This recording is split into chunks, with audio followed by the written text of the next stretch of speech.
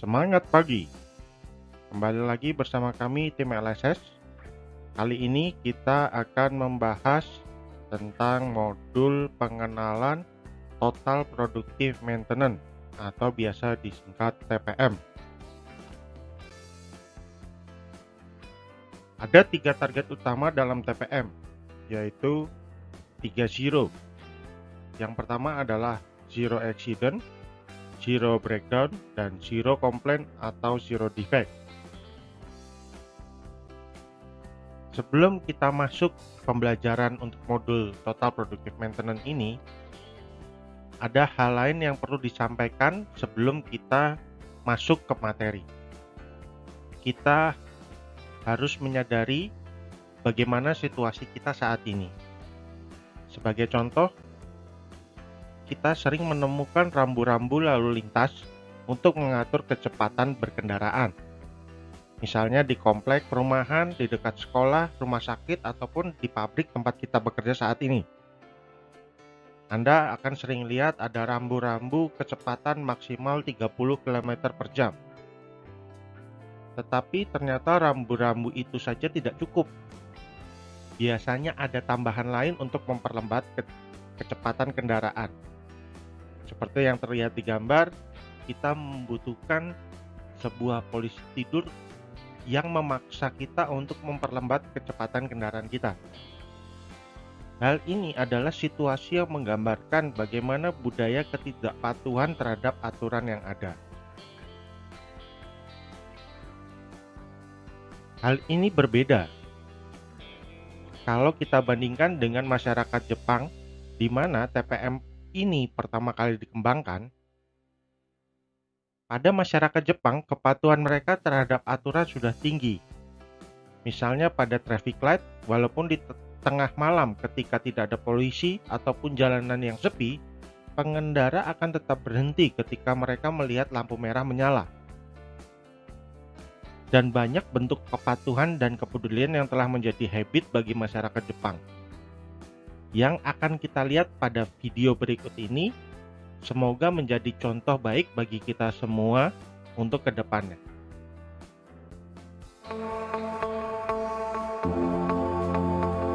Japan is amazing for countless reasons, but my favorite part can be summarized in 3 words: mindfulness of others. In Japan, people act with others in mind instead of only thinking of themselves. Take something simple like letting people pass on the escalator. In other countries, you can make signs and people still won't listen. In Japan, everyone automatically does the right thing to make life easier for everyone else. And it's like that with everything. You can nap on a crowded subway because people are quiet. You can enjoy clean streets because people don't litter. You can feel like royalty because people will serve you with a smile and a bow. The culture of respect creates an unbelievably safe atmosphere that leads to modern-day miracles. In a busy cafe, you can leave your phone or laptop and not have it stolen. You can park your bike outside and it'll be there when you come back. Even though anyone can walk off with it, in Japan, it just doesn't happen. You can even find scooters on the street with keys in the ignition. When you cultivate a society where people are mindful of others, life is better for everyone. It's a lesson that the rest of the world can learn from Japan. Sedikit review tentang video yang baru saja kita saksikan. Kita bisa lihat bahwa masyarakat Jepang dengan sangat disiplin untuk melakukan semua aturan yang sudah ada, baik di pemerintahan, di tempat kantor, ataupun di fasilitas umum seperti stasiun ataupun sebagainya. Hal-hal inilah yang harus kita contoh dalam kondisi apapun. Pada modul kali ini, dalam pembahasan Total Productive Maintenance, kita akan membuat beberapa aturan bagaimana kita harus bekerja, bagaimana kita harus bersikap, sehingga dibutuhkan suatu disiplin yang tinggi untuk mencapai sebuah produktivitas yang tinggi serta efisiensi kerja yang akan menguntungkan bagi kita sendiri maupun perusahaan.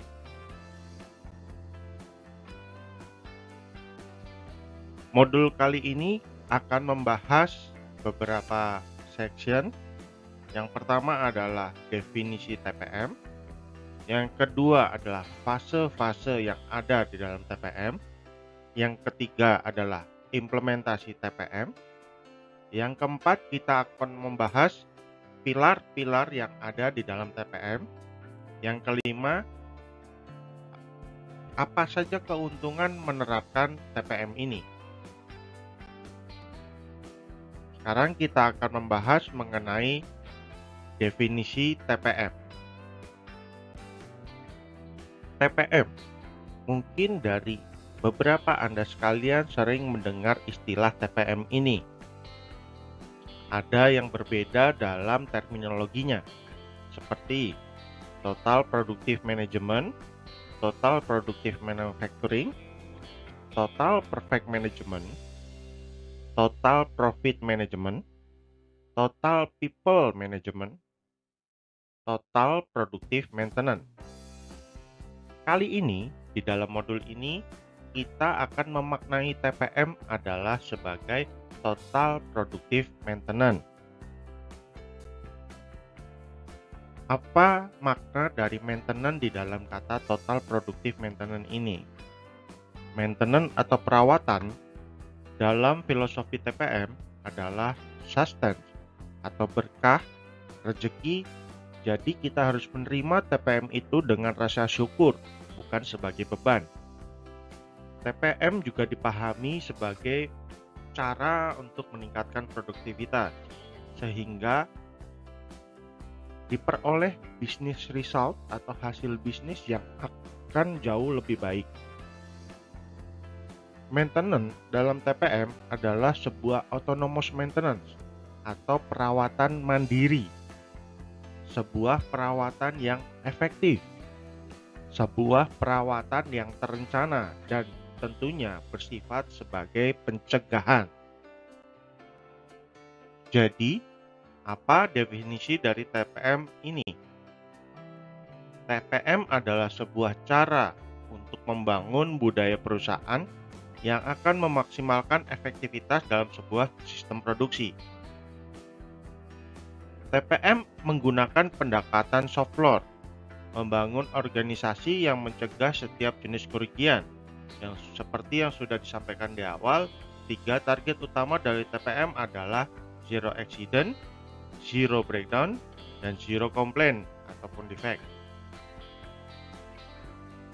TPM melibatkan semua departemen, termasuk development, sales, operation, maintenance, dan administrasi. TPM mewajibkan semua orang, mulai dari top management sampai shop floor atau yang sering kita sebut operator, terlibat dalam kegiatan TPM ini. TPM melakukan kegiatan zero loss melalui kegiatan kelompok kecil yang saling terkait.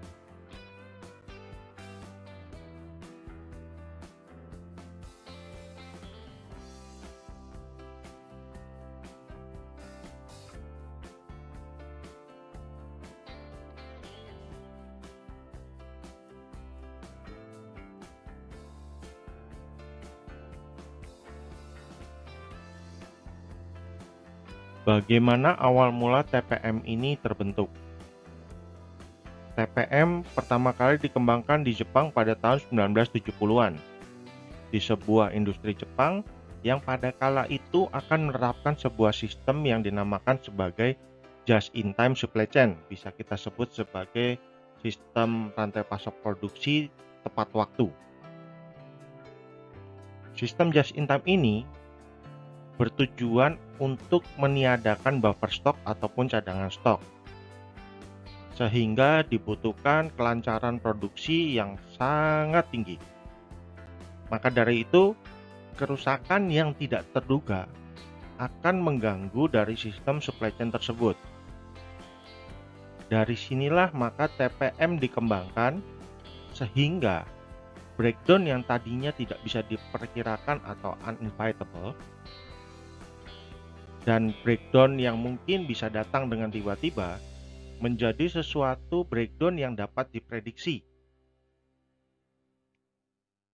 Jadi kuncinya adalah bagaimana memastikan kestabilan dalam line produksi.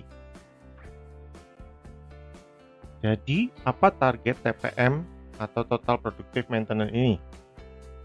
TPM mempunyai target adalah untuk merestrukturisasi budaya perusahaan melalui peningkatan sumber daya manusia dan peralatan pabrik atau mesin produksi. Yang kita bahas pertama adalah bagaimana kita meningkatkan sumber daya manusia kita. Dengan TPM, kita akan mendidik dan membina karyawan sehingga mereka dapat melakukan analisa terhadap kegagalan ataupun failure yang terjadi di lapangan. Sebagai contoh, operator akan diharapkan mampu untuk melaksanakan program autonomous maintenance atau perawatan mandiri. Yang kedua, production and maintenance manager diharapkan mampu untuk melaksanakan perawatan yang lebih berkualitas. Dan yang ketiga, untuk production engineer sendiri diharapkan mampu memikirkan bagaimana caranya kita mempunyai free maintenance atau bebas maintenance. Yang kedua, yaitu melalui peningkatan sumber daya dari peralatan pabrik kita atau mesin produksi kita. Untuk meningkatkan hal ini, yang pertama, kita akan mendapatkan efisiensi melalui pembenahan peralatan yang ada. Dengan TPM ini, akan mendapatkan biaya perawatan yang lebih efisien, desain peralatan baru, dan meminimalkan waktu commissioning. Sehingga dengan dua hal inilah, melalui TPM akan meningkatkan budaya dari perusahaan kita.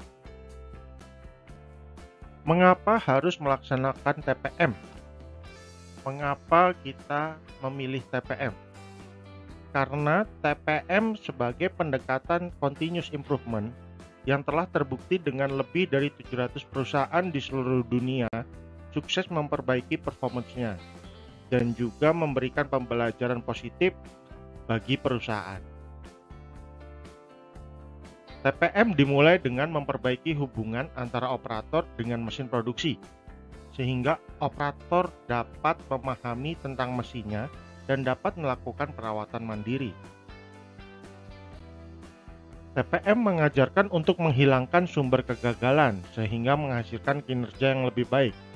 Dalam artian, menghilangkan sumber kegagalan tanpa mengulanginya di kemudian hari. Hal ini bisa disampaikan dengan salah satu pilar yang ada di TPM, yaitu melalui focus improvement.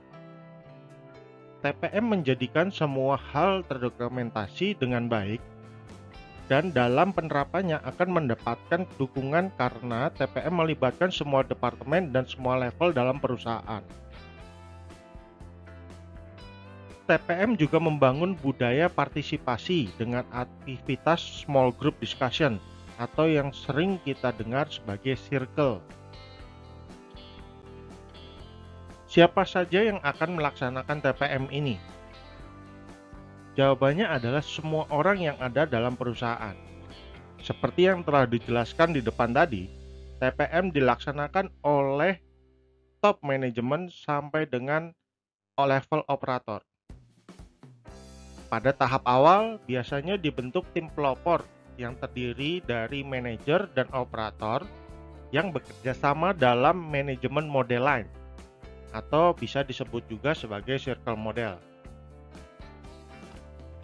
Artinya, para manajer harus menyisingkan lengan bajunya terlibat dalam perbaikan mesin-mesin produksi untuk di awal ini. Ketika tim pelopor telah berhasil melakukan beberapa perbaikan, atau dalam hal ini adalah merekondisi mesin, maka diikuti dengan upacara kick-off ceremony atau upacara pembukaan. Setelah itu secara bertahap program TPM diperluas mencakupi semua orang baik di pabrik maupun di office ataupun administrasi. Terdapat beberapa kunci yang merupakan faktor dari TPM. Antara lain yang pertama adalah totalitas. Karena dalam TPM mewajibkan keterlibatan semua orang dan mengatur semua aktivitas yang ada di dalam proses. Yang kedua adalah loss elimination, yang artinya adalah menghilangkan loss. Targetnya sudah disebutkan dan dibahas di sebelumnya bahwa target utama dari TPM ada 3, yaitu 3 zero, zero accident, zero breakdown, zero complaint, ataupun zero defect. Untuk itu harus dibuat struktur loss di mana kita dapat mengetahui berapa quantity loss tersebut. Yang ketiga, policy deployment. Kebijakan penerapannya dari strategi menjadi target. Secara bertingkat harus ada target dan masing-masing dapat dipertanggungjawabkan. Yang keempat, aktivitas dari tim harus didasarkan pada budaya continuous improvement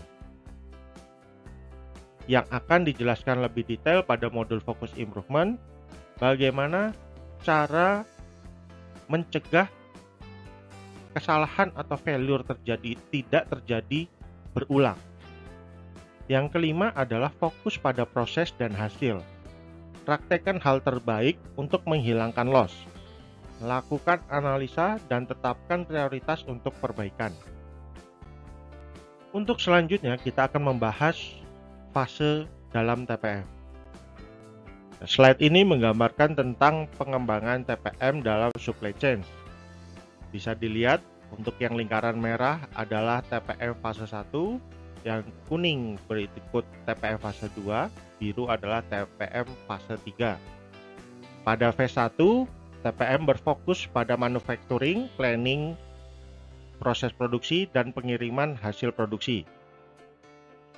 Pada phase 2, yang berwarna kuning, diperluas pengembangan produk dan supplier mesin. Sedangkan pada phase 3 diperluas kembali dengan melibatkan supplier dan customer. Hal demikian berarti TPM telah diperluas sebagai supply chain.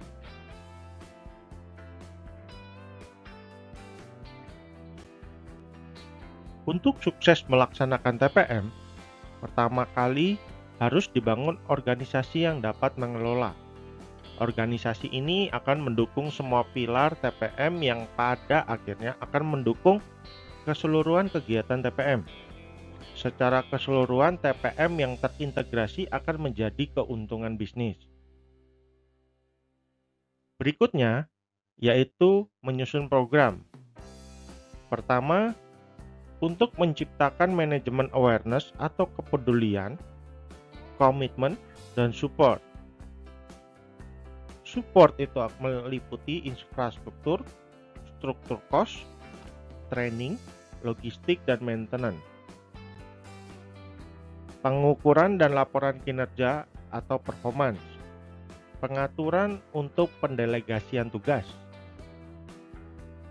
Yang kedua, mengidentifikasi inisiatif yang baik yang dapat dipakai di TPM. Yang ketiga, identifikasi adanya gap atau selisih antara standar dengan aktual. Yang keempat, menerapkan 5R. Yang kelima, memberikan training TPM. Yang keenam, melaksanakan kegiatan pilot line.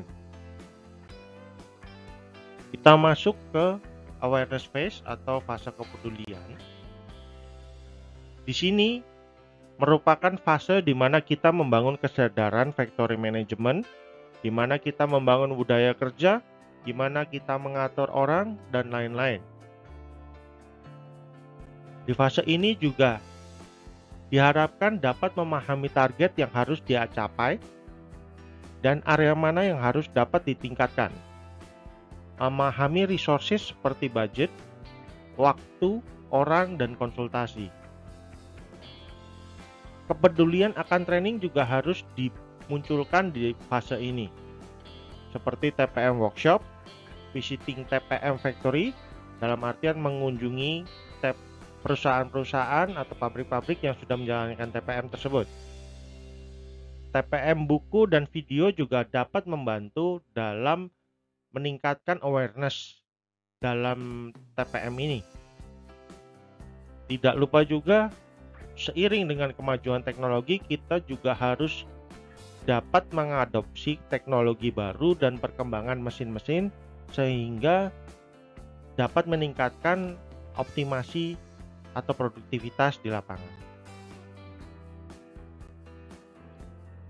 Ketika kepedulian sudah muncul atau sudah terasa di semua member, kita masuk ke fase preparation atau fase persiapan.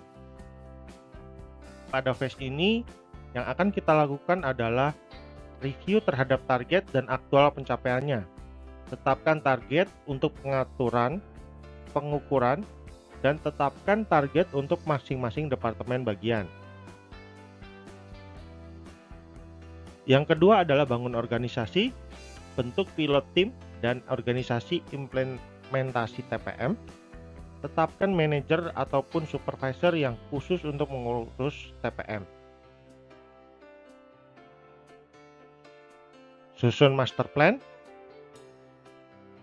mulai dari pilot activity ataupun circle model, autonomous maintenance sampai step 1, 2, dan 3, dan segera buat project minor stop activity. Berikut adalah contoh dari KPI.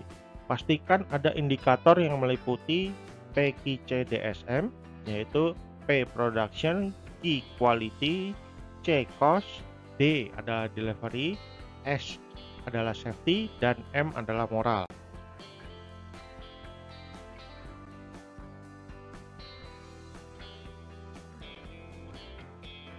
Membentuk organisasi TPM, menetapkan struktur organisasi TPM yang mendorong tim untuk bekerja sama.